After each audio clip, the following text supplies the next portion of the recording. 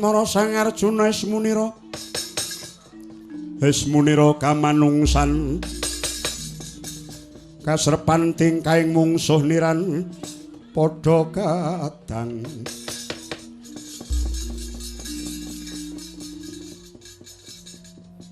pangabekti kula mugi kunjuk wonten sandhaping padha paduka pukulun. Nah. Setho nek kleru iki wis. Segenah nek salah. Iki Permadi iki suarane gandem marum. Watalah. Ulun mesti kedukan dening Sang Hyang Jagat Giripati. Titi mangsa iki ulun tumindak ingkang agahan tanpa pitung. Satemah kleru tumindak ulun nggon ulun maringake pusaka. Permadi, sira bener Permadi Panengah Pandhawa. Nun inggih. Kenging menapa paduka kekilapan dhateng kula. Iya ta. Cetha rambute wis rada beda kok.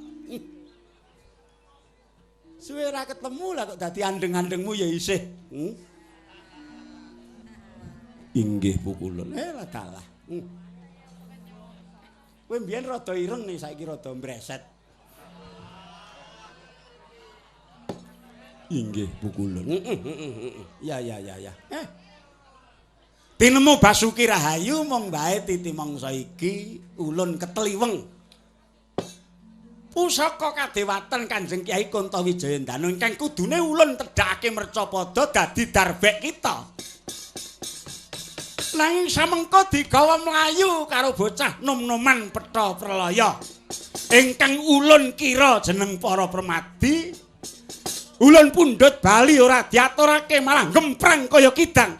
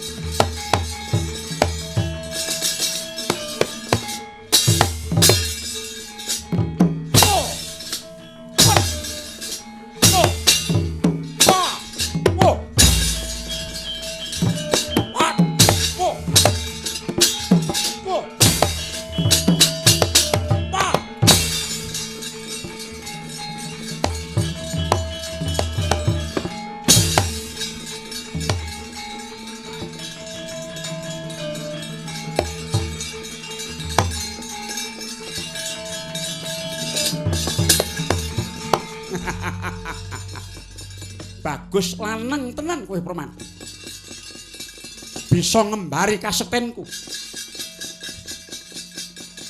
Bisa nggawa pusaka. Nanging wis bisa nyandak Raden Suryaputra.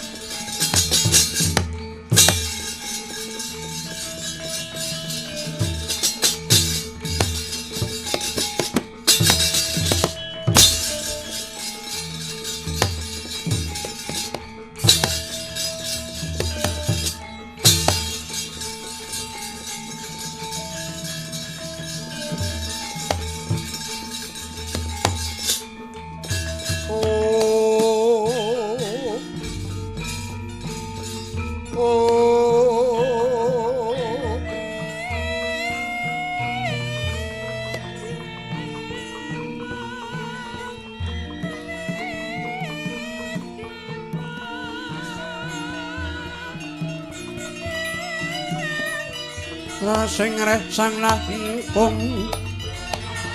ing tiastan kapataning se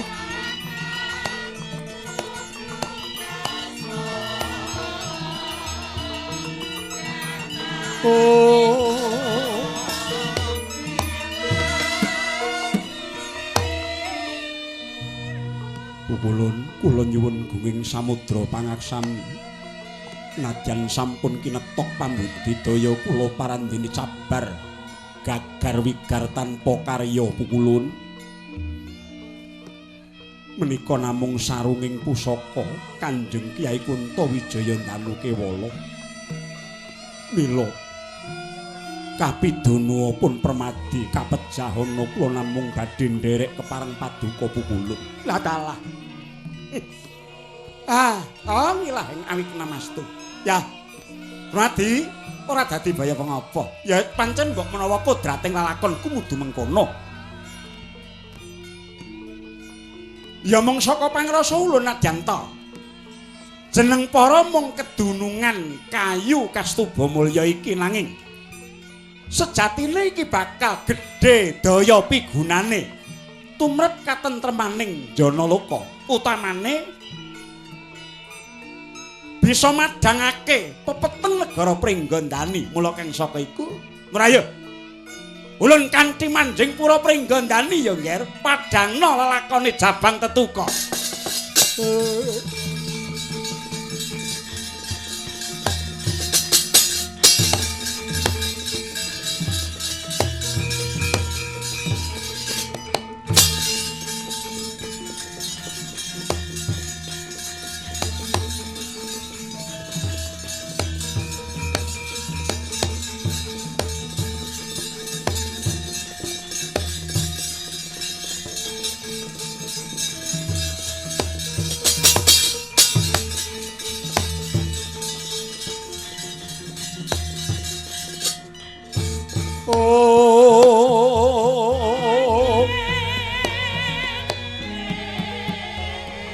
Sringastina Maka Prabu Duryudana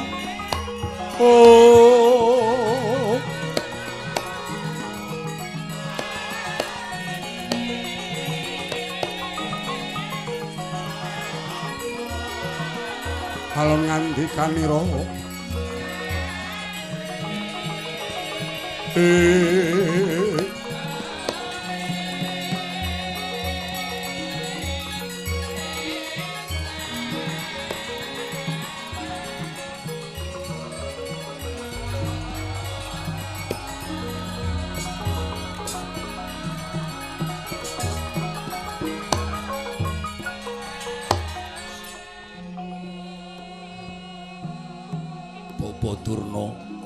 dawuh sinuwun. Raos sing manah kula melang-melang tansah kalimputan raos samar. Nadyan to dinten menika kula pikantuk sedahan kedah jagong dhateng Pringgondani. Atmajanipun Dimas Werkudara ingkang patutan kaliyan Yayarimbi. Kaparenging dewa sampun weruh padang hawa namipun Jabang Tetuka. Nanging pinten-pinten bab ingkang tansah gumana musik wonten ing batos kula. Boten sanes kejawi. Lelampan ingkang sinandhang dening Kadang Pandhawa. Nadyan to sampun wola-wali nyandang lelampahan ingkang ngres-resi kalebet dinten menika atmajanipun Yayi Bimasena ngantos titi mangsa menika ari-ari boten saged pisah. Pusripun Jabang Tetuka boten pasah dipun tamani gegaman landhep.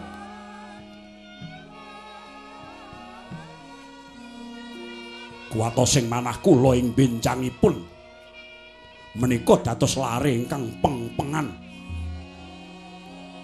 Mongko jeng andika Bapa Druna ngertos Pandhawa menika sinten. Nadyan to menika kulit daging nanging menika mujudaken bebaya tumrap negari Ngastina.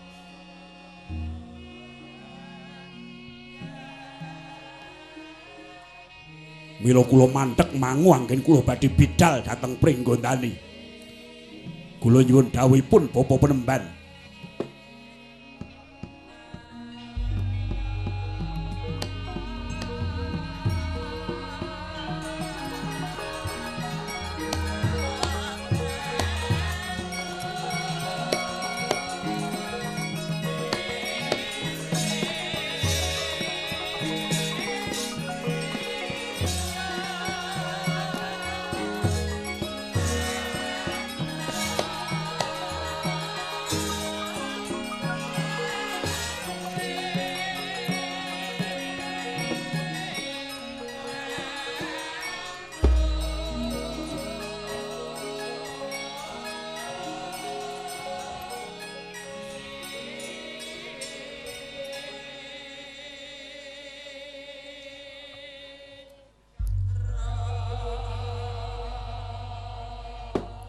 Pandhita Karya Wangsit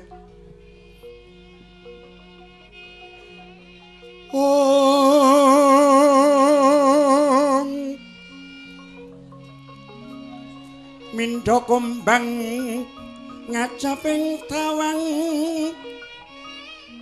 susuh angin ngendi nggone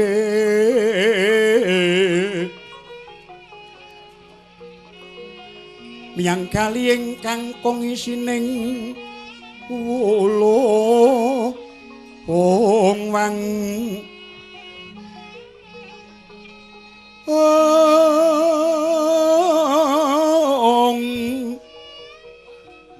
isining wula wang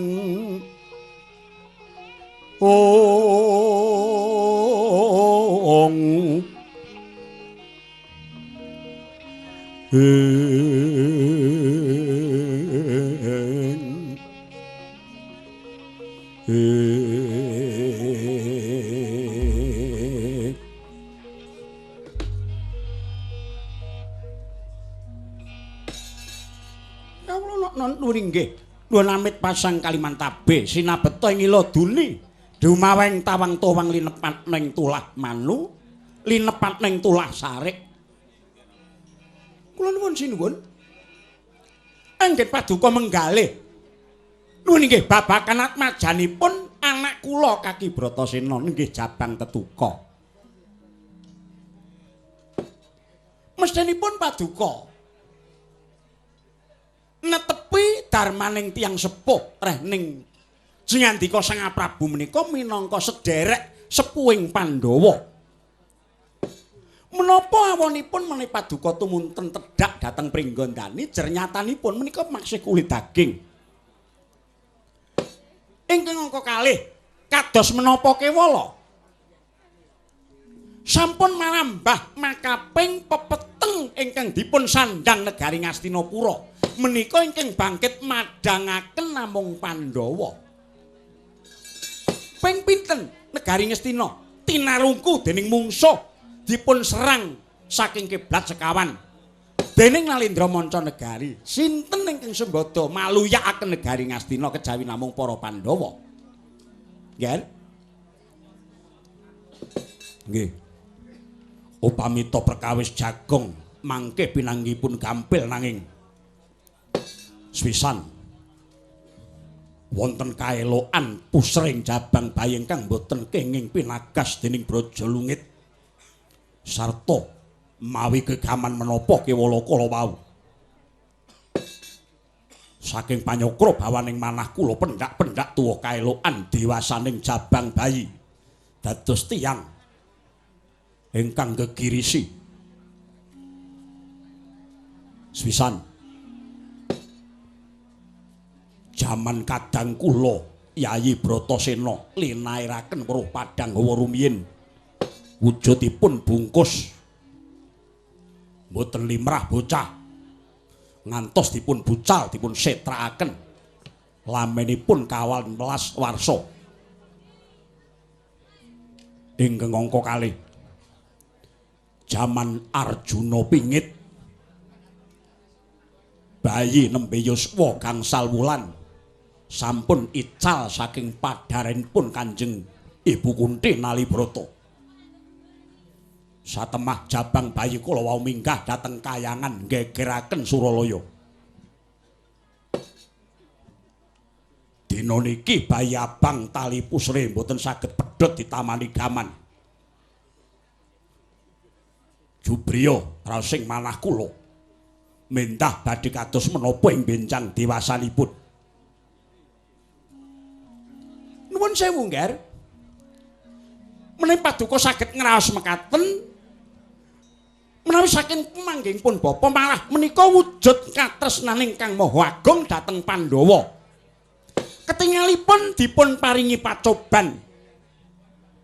Ketingalipun Pandhawa menika dipun paringi pasiksan.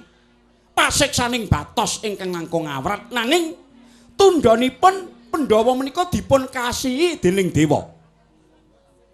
Jabi, kula aturi nyuwun pinten-pinten lampahan ingkang mratelaken Pandhawa nandhang kesisahan. Ning nyatanipun tundhanipun Pandhawa ingkang manggih mulya. Gosek Kakang. Urung mesti nek jabang tetuka kuwi wujud pacoban. Lire piye? Bocah sing laire ora lumrah, pusere ora bisa dikethok kuwi nek manut pangrasaku kuwi bayi Sukerta. Kuwi bayi memala sing bisa nggawa kacilakan. Kowe kok bisa muni ngono? Ngerti ya? Sing Maha Kuwasa, sing nyipta langit lan bumi kuwi adil para marta kebak rasa asih. Kabeh titah kuwi becik ora ana sing Sukerta, ora ana bocah sing memala. Sukerta iku gaweane titah dhewe sing ora laras lawan dawuh sing Maha Agung. Ngono. Nyatane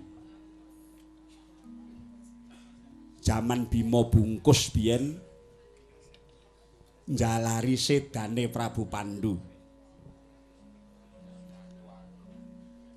Putra sing lair ora lumrah, nyatane ora suwe Prabu Pandhu jinempa ning angin cinandhi ngawiyat dijabut nyawane karo dewa. Eling-elingen dicuni. Sing jalari Prabu Pandhu seda kae dudu bungkus nanging perang pamoksa. Perang antaraning Pringgandani lan Ngastina. Merga padha kliru tampa. Kok sing gawe perkara wong negara Pringgandani kaeling-elingen. Ngastina mungsuhan karo Pringgandani mbiyen tandurane sapa, gaweane sapa. Kae rak merga Prabu Trembaka mbalela. Mula wani nantang gurune ya kuwi Prabu Pandhu. Nglayangi lan ngunek-unekke gurune Prabu Pandhu satemah Prabu Pandhu duka. Kosek. Layange Prabu Trembaka sing sak temene saiki mbok delekke ngendi?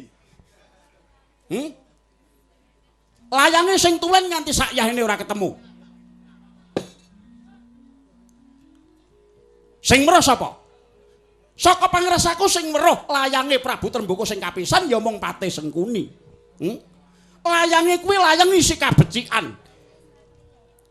Isi panyungga-nyungga supaya Prabu Pandhu rawuh nyang Pringgondani arep disubya-subya.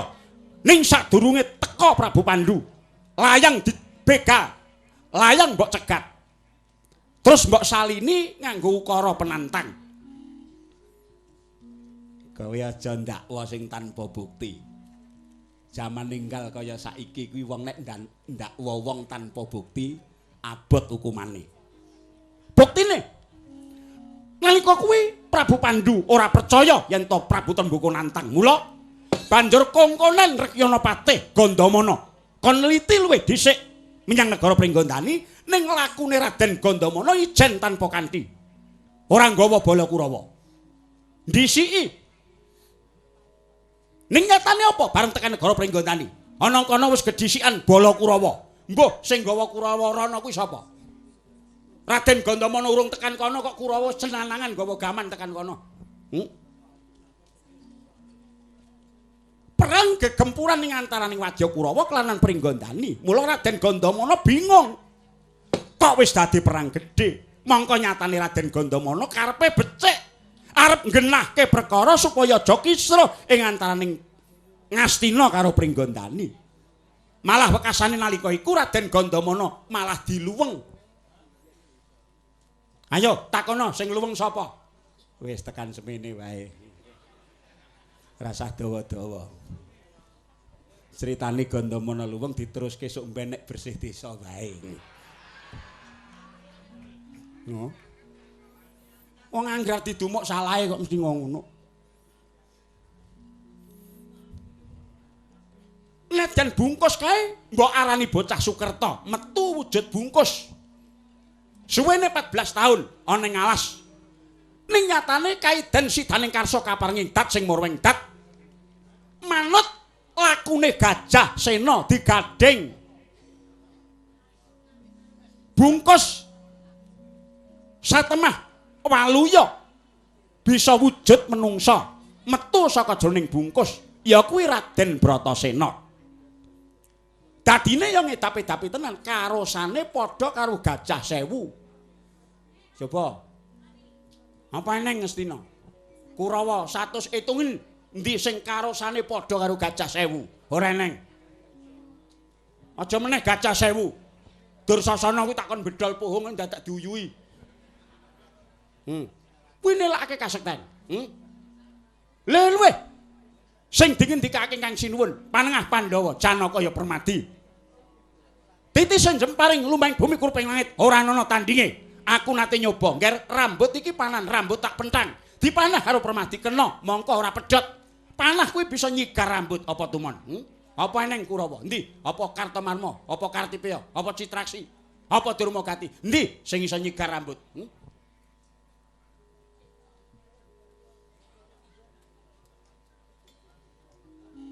Nyigar rambut ora bisa ning nek minyak rambut iso. Ora cacing ngesan kowe. Sampiyan mesti enenge mung ngalembana karo Pandhawa. Kuwi wis ketok nek sampeyan ki sejatine wiwit kuna makuna mung tansah mban cindhe mban siladan. Sing tamban cindhe sapa? Tamban siladan sapa? Pandhawa mbok mban cindhe nek Kurawa mbok mban siladan. Guru karo murid angel ndi? Angel guru. Ora angel murid. Angel guru. Ora angel murid. Nek guru ku wis ana pepancing kawruh sing diparingake marang putra siswane. Mong kari sesa-sesa murite bisa madhahi piwulanging guru apa ora? Ning nyatane gurune ya mung sampeyan, murite Pandhawa karo Kurawa. Dadine kok ora padha. Pandhawa sekti ning Kurawa kok ora mbejaji. Kuwi jenenge pokale guru sing pilih kasih. Wong maida kuwi luwih manyal nek ngakoni urung karuan. Nek guru kuwi mung duwe pepancening kawruh sing bakal diparingake.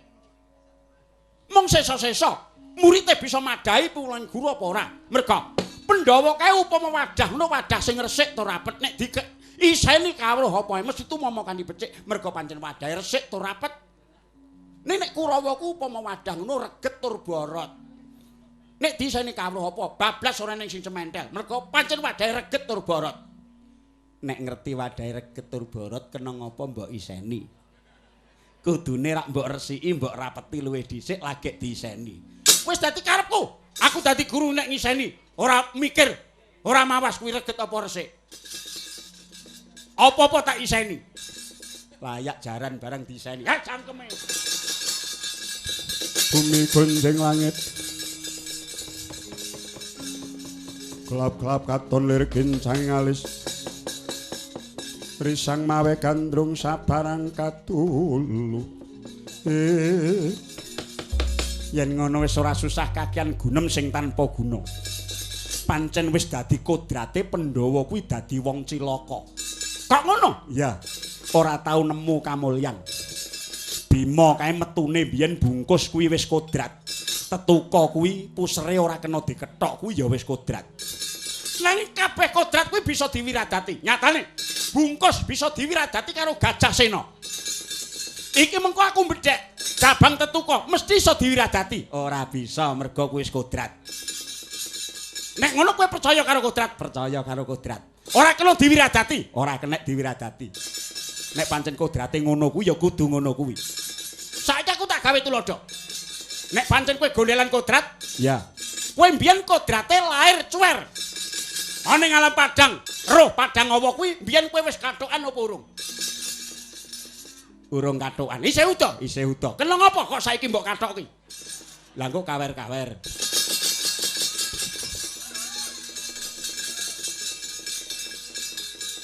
Ngono kok senengane. Ngerti ya? Laku ning kodrat karo wiradat kuwi mermisak loro-loro ning atunggal. Ana kodrat, ana wiradat pancen ana kodrate. Mila sinuwun. Wis saking pemangke kula paduka tumunten jagong kewala dhateng Pringgondani.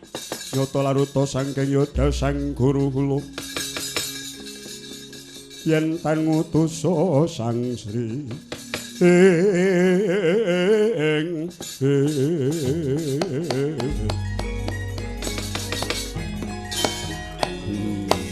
yen ngoten sampeyan ampun regejekan mawon. Keri gatel kuping kula midhangetaken niku kabeh.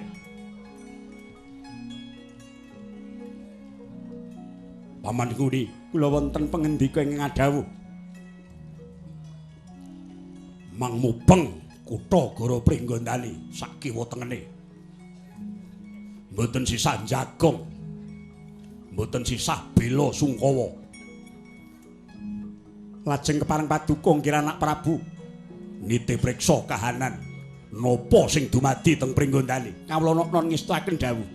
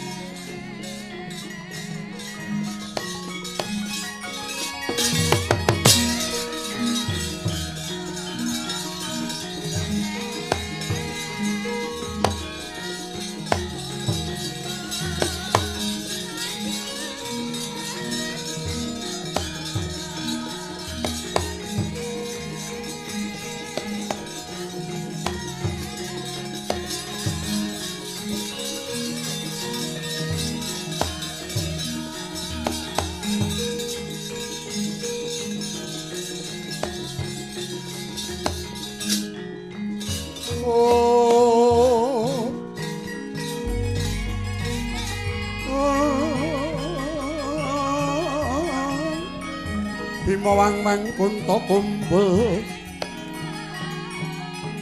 patang kedhikan sayong gongkara